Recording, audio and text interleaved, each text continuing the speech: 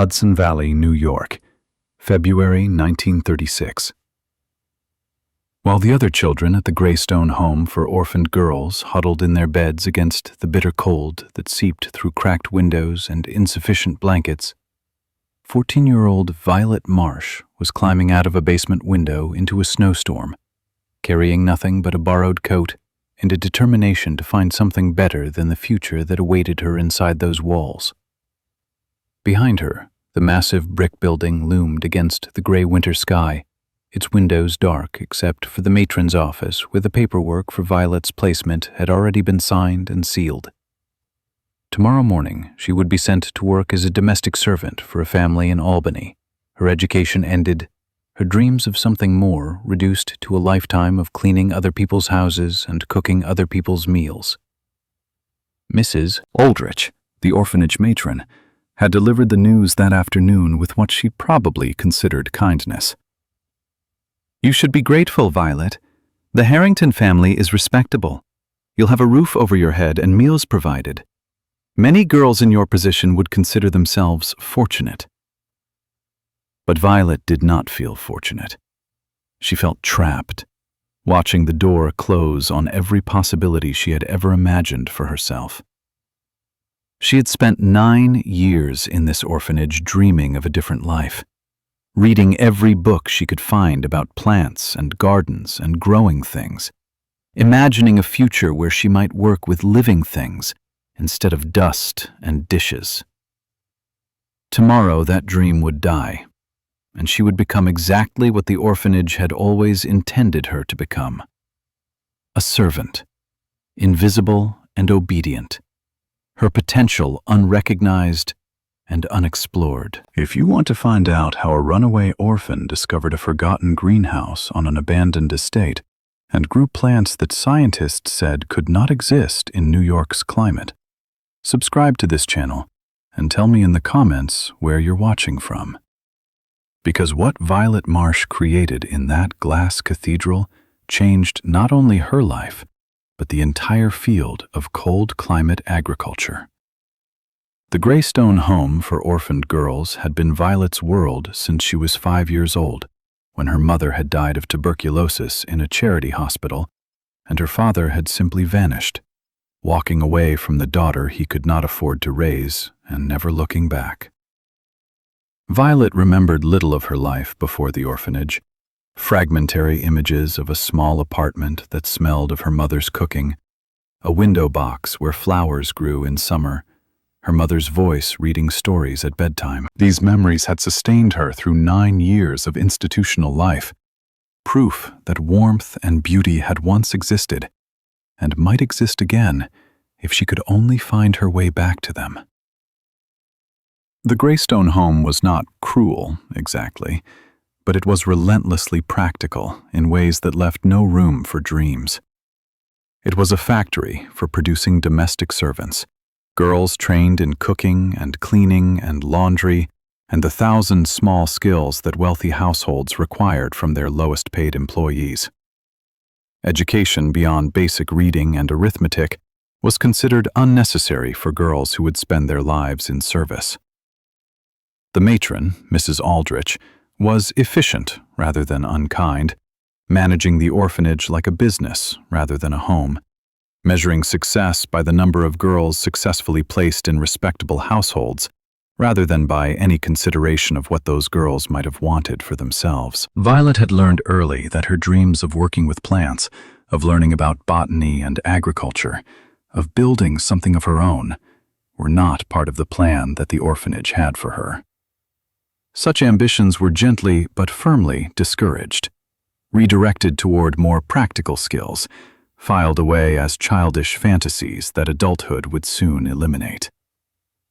The escape had been planned for only 2 days, ever since Mrs. Aldrich had announced her placement with the Harrington family. Violet had considered accepting her fate, had tried to convince herself that domestic service might not be so bad, that she could perhaps tend a garden in her spare time, that dreams deferred were not necessarily dreams destroyed. But something in her had rebelled against the resignation that everyone seemed to expect from her. She was 14 years old, healthy, and intelligent and determined, and she could not accept that her entire future had already been decided by people who had never asked what she wanted. The snowstorm that arrived that night seemed like a sign, an opportunity that might not come again. She had gathered what she could carry, slipped out through a basement window that she had discovered weeks earlier during her chores, and walked into the white darkness with no clear destination, but an absolute certainty that she would rather face the unknown than accept a known future that felt like a slow death of everything she hoped to become.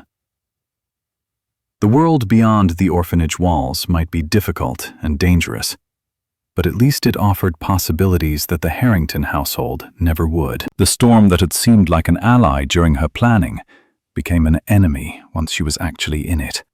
Winds-driven snow cutting through her stolen coat, cold seeping into her bones within the first hour of walking. She followed the road she had memorized, but the landmarks she had expected to see were buried under white drifts that made everything look the same. By midnight, she had lost the road entirely, stumbling through deep snow in what she hoped was still the right direction, her feet numb and her hands burning with cold, inside gloves that had seemed adequate in the orphanage basement, but proved worthless against actual winter. The wall appeared so suddenly that Violet walked into it, her frozen hands encountering stone instead of the empty air she had expected. She followed the wall blindly, hoping it might lead to shelter of some kind, and after what felt like hours, but was probably only minutes, she found a gate, its iron bars so rusted that they gave way when she pushed against them. Beyond the gate, a driveway led upward through snow-covered grounds, and at the end of the driveway, barely visible through the storm, the dark mass of a building that promised at least temporary shelter from the wind that was slowly killing her. The building proved to be a mansion, massive and clearly abandoned, its windows dark and many of them broken, its once grand entrance now buried under years of accumulated debris. Violet did not try the main doors, knowing that abandoned buildings were often locked or barricaded even when no one lived in them. Instead, she circled the structure, looking for a servant's entrance or a broken window low enough to climb through, any access point that would get her out of the killing cold. She found something better. Behind the mansion, connected to it by a covered walkway that had partially collapsed under the weight of snow and time, stood a structure unlike anything Violet had ever seen.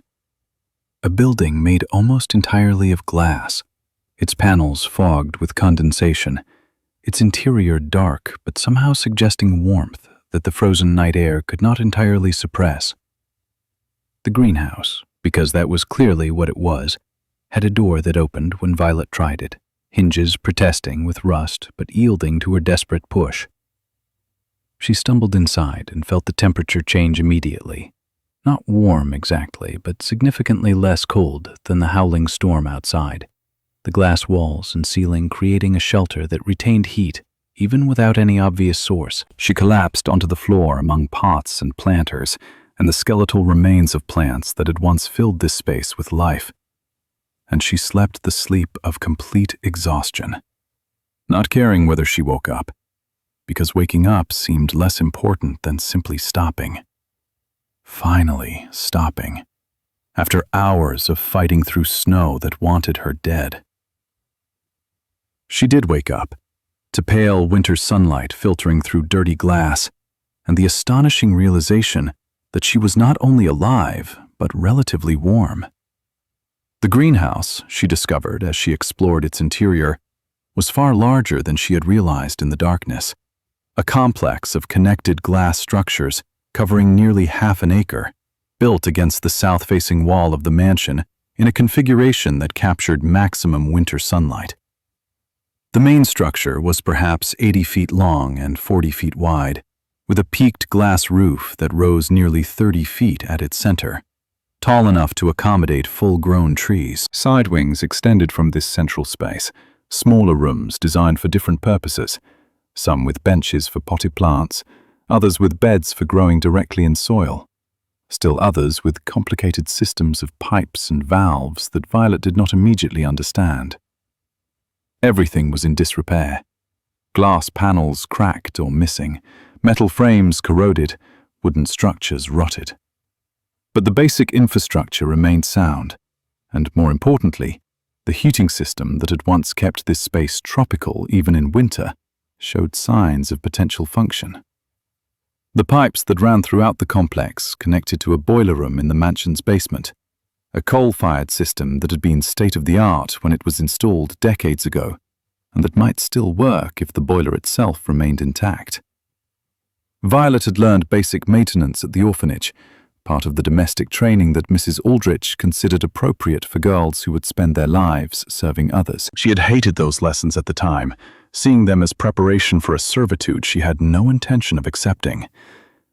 Now she recognized them as survival skills, knowledge that might allow her to make this abandoned glass palace into something livable. The estate, she learned over the following weeks of exploration, had belonged to a wealthy industrialist named Cornelius Ashworth, who had made his fortune in railroads during the previous century and had spent a significant portion of that fortune on his passion for exotic plants. The greenhouse had been his private botanical garden, home to specimens collected from around the world, maintained at enormous expense by a staff of professional gardeners who kept tropical species alive through New York winters. Ashworth had died in 1918, victim of the influenza epidemic that had killed so many others, and his heirs had shown no interest in maintaining his expensive hobby. The estate had been closed, the staff dismissed, the exotic plants left to die when the heating system was shut down, and winter reclaimed the space that technology had briefly made tropical. For nearly 18 years, the greenhouse had stood empty, gradually deteriorating, but never completely collapsing, its Victorian engineering robust enough to survive neglect that would have destroyed flimsier structures. Violet found records of Ashworth's collection in a gardener's cottage near the greenhouse, journals and catalogs documenting the hundreds of species that had once grown in these glass rooms. More importantly, she found seeds, thousands of them, carefully preserved in glass jars and paper envelopes, labeled with Latin names and growing requirements, stored in conditions that had protected them from the moisture and temperature fluctuations that would have destroyed less carefully maintained collections. Many of the seeds were certainly dead after 18 years without proper storage. But some might still be viable, and even the possibility of bringing Cornelius Ashworth's collection back to life gave Violet a purpose that transformed her survival situation into something that felt almost like opportunity. The first challenge was heat. The greenhouse could capture solar energy during sunny days, its glass walls and thermal mass of stone and soil storing warmth that released slowly through cold nights. But passive solar heating alone would not maintain the temperatures necessary for tropical plants, would not even maintain temperatures comfortable for a teenage girl trying to survive a Hudson Valley winter. The coal-fired boiler in the mansion basement was the obvious solution, but coal required money that Violet did not have, and even if she could somehow obtain fuel, operating the boiler visibly would produce smoke that might attract attention she desperately needed to avoid. She spent weeks studying the heating system, tracing pipes and valves, understanding how heat had once been distributed throughout the greenhouse complex. The system was more sophisticated than she had initially realized, designed not just to maintain a single temperature, but to create different climate zones in different sections. Warmer areas for true tropical species, cooler areas for plants that required dormancy periods, intermediate zones for species with more moderate requirements. The complexity that had once required professional gardeners to manage became an advantage for Violet, because it meant she did not need to heat the entire greenhouse to survive, only the section where she chose to live. She selected a small side room, perhaps 15 feet square, that had been used for propagating seedlings and that featured the best preserved glass panels and the tightest seals against outside air. She sealed every crack she could find, installed a small wood-burning stove that she constructed from materials salvaged throughout the estate, and created a living space that stayed warm enough for survival using only fallen branches and dead wood gathered from the overgrown grounds. Spring arrived slowly, the longer days and stronger sunlight gradually warming the greenhouse even without supplemental heat. Violet began her first experiments with Ashworth's seed collection, selecting species that the records suggested might tolerate cooler conditions, planting them in beds she had prepared by mixing soil from different parts of the greenhouse complex. Many seeds failed to germinate, their viability exhausted by years of storage or conditions that did not match their requirements. But some sprouted, tiny green shoots emerging from dark soil, proof that life persisted even after nearly 2 decades of neglect. Violet tended these seedlings with obsessive care, watering and feeding and protecting them from the temperature fluctuations that still occurred as she learned to manage the greenhouse environment. She made mistakes, killed plants through overwatering or underwatering or exposure to cold that she had not anticipated, learned through failure what the journals and catalogues could not fully teach.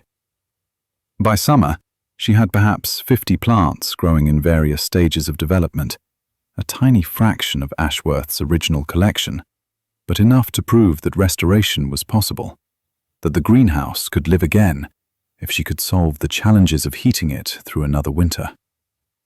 The solution came from an unexpected source, a system of composting that Violet developed initially just to dispose of organic waste from her living space, and eventually recognized as a potential heat source. Decomposing organic matter generates heat, a fact that farmers had exploited for centuries in hotbeds used to start seedlings before the last frost.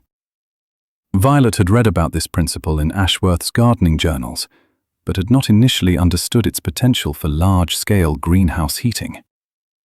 She began experimenting with different composting configurations, building piles from materials gathered throughout the estate, measuring temperatures with a thermometer she had found in the gardener's cottage, learning which combinations of materials produced the most heat and maintained it for the longest periods.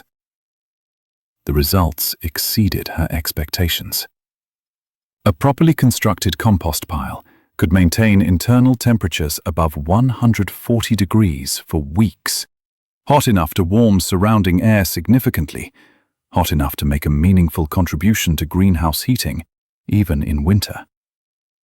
By constructing multiple piles throughout the greenhouse complex, connecting them with simple air circulation systems she designed herself, Violet created a heating network that required no fuel except organic matter that could be gathered for free from the surrounding forest.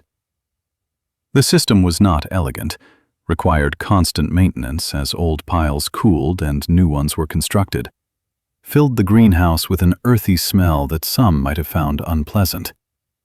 But it worked, maintaining temperatures warm enough for cold-tolerant plants even during the coldest winter nights, allowing Violet to expand her growing area far beyond what the small wood stove could have heated.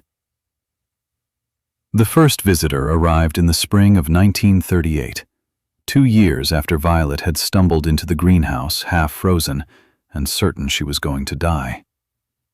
His name was Dr. Harold Brennan, a professor of botany at a nearby university who had known Cornelius Ashworth decades earlier and who had heard rumors that someone was living on the abandoned estate.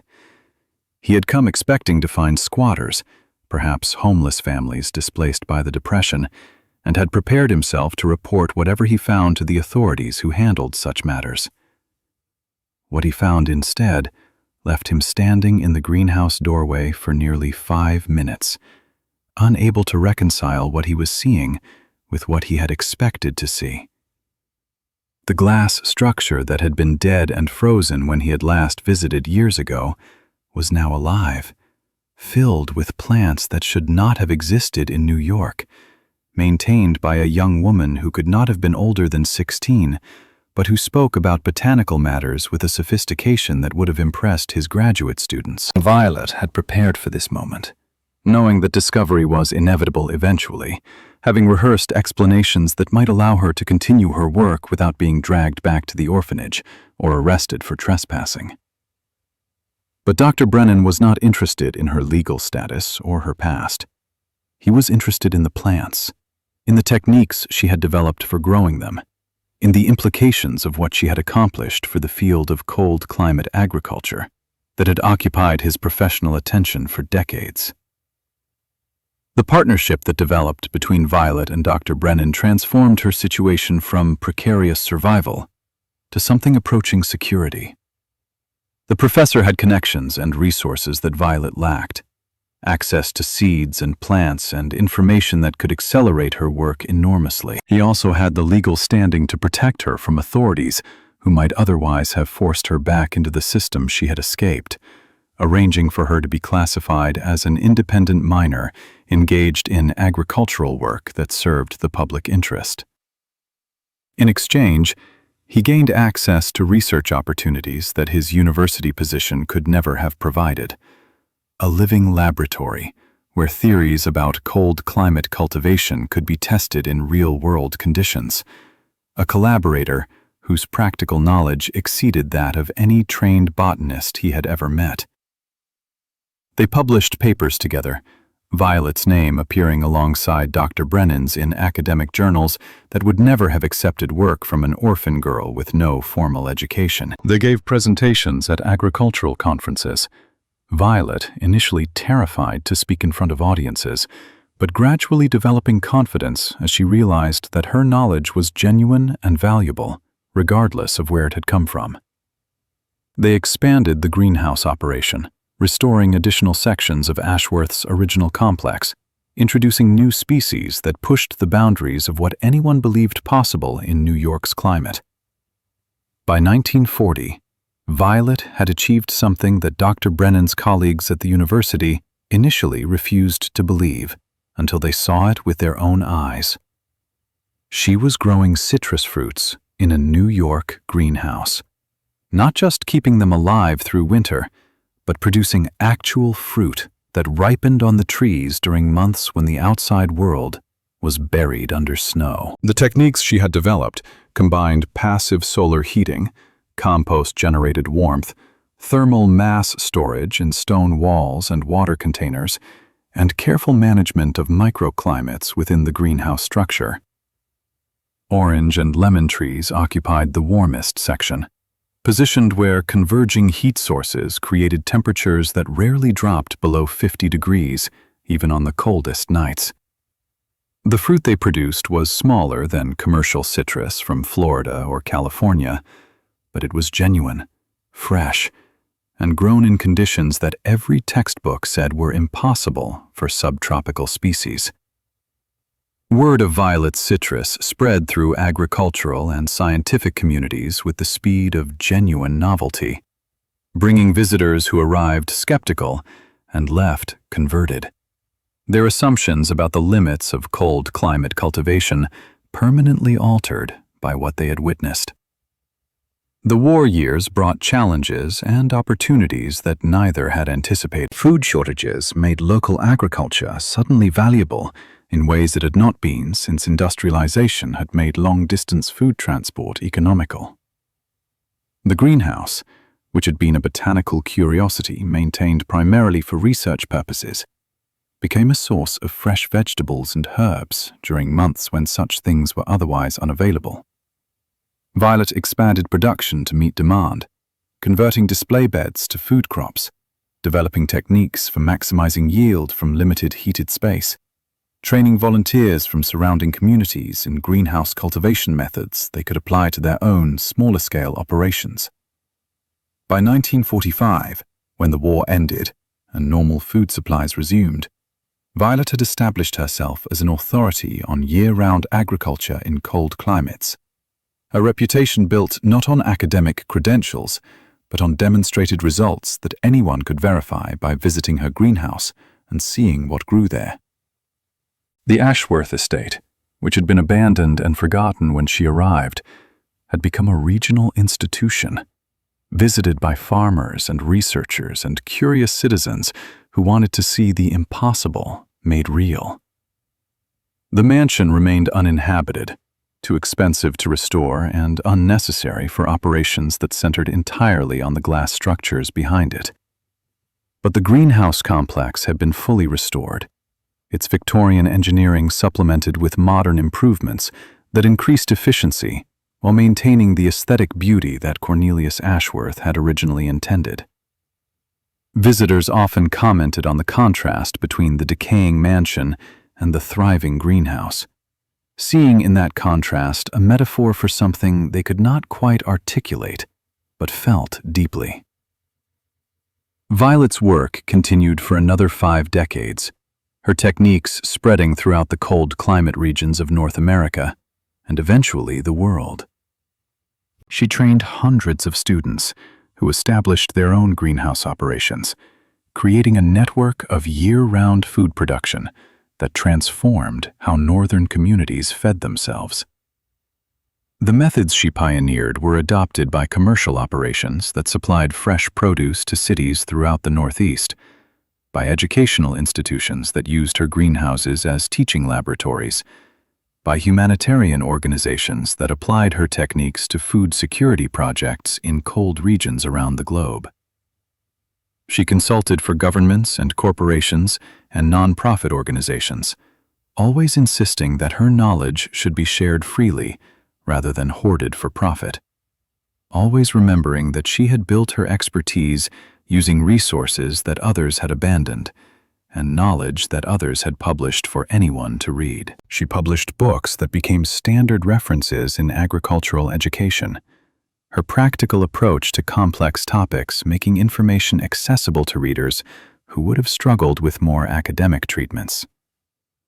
The clear prose style she had developed by teaching herself to write in Ashworth's gardener cottage translated into publications that farmers without scientific training could understand and apply, democratizing knowledge that might otherwise have remained locked in academic journals read only by specialists.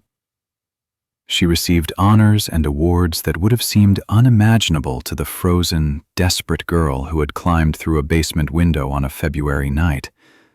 Recognition from institutions that had originally dismissed her work as impossible and her methods as unscientific. She never forgot where she had come from, never stopped identifying with the vulnerable and discarded people whose ranks she had once belonged to. The greenhouse operation employed dozens of young people over the years, many of them from backgrounds similar to her own. Orphans and runaways, and others who had been thrown away by families or systems that could not see their value. She paid them fairly, trained them thoroughly, and helped many of them establish independent operations that allowed them to build lives of dignity and purpose.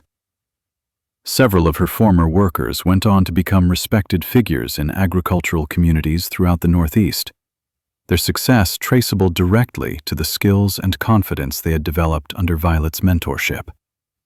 She maintained correspondence with many of them throughout her life, celebrating their achievements, offering advice when they faced challenges, building a network of people who shared her values and her commitment to growing not just plants, but human potential. The surrounding community, which had initially viewed the abandoned Ashworth estate with suspicion and concern, gradually came to embrace the greenhouse operation as a source of pride and practical benefit.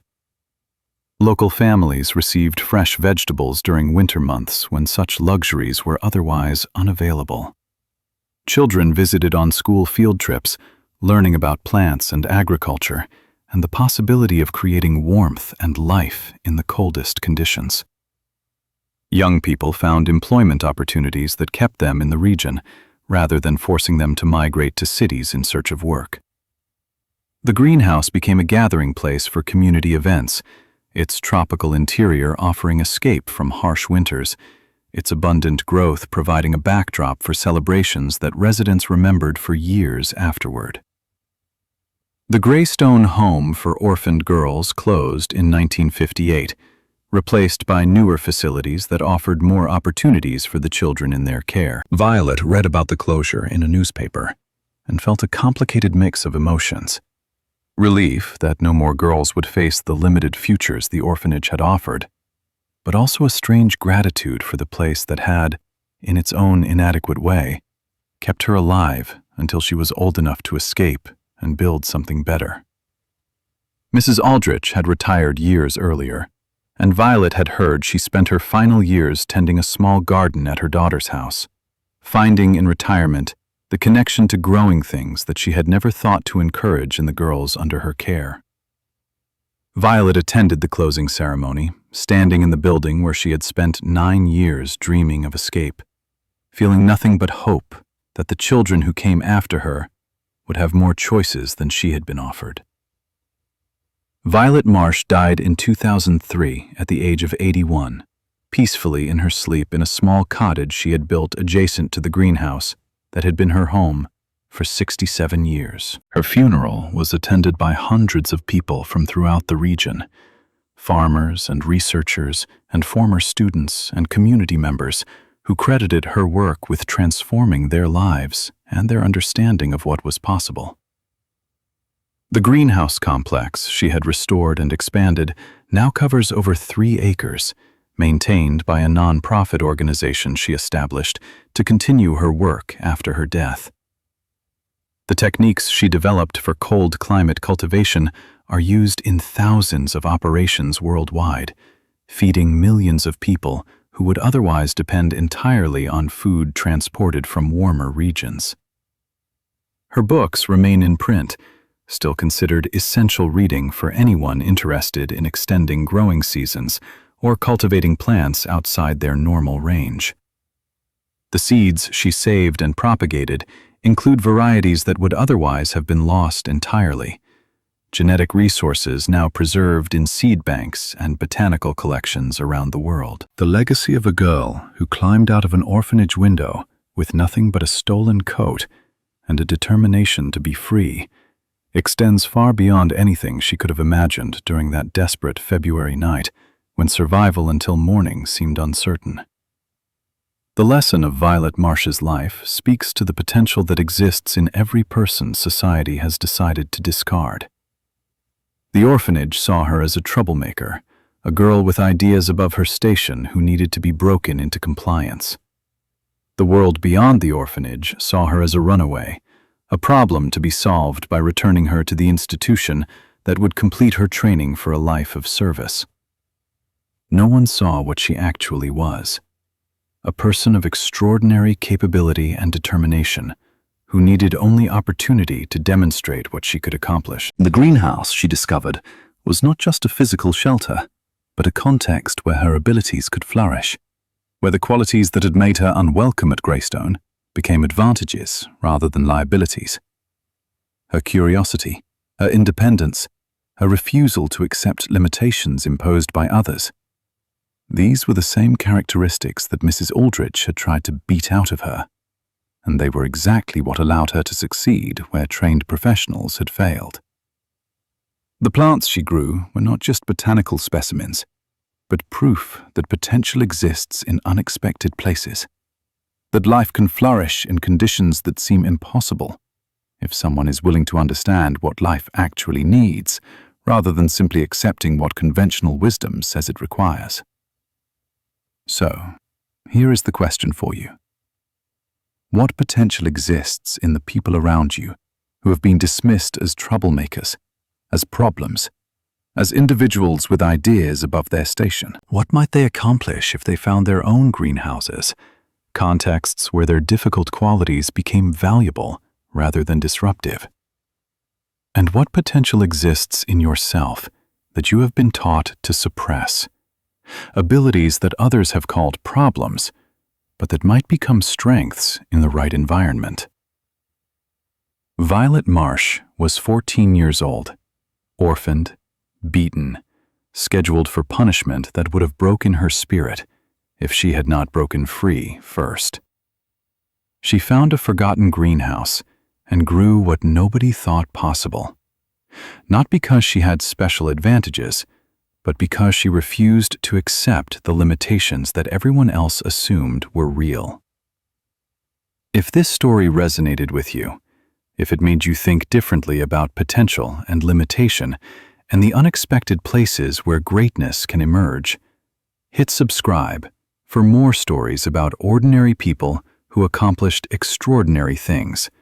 by refusing to let others define what they were capable of achieving. Because sometimes, the most remarkable gardens grow from seeds that everyone else had given up for dead.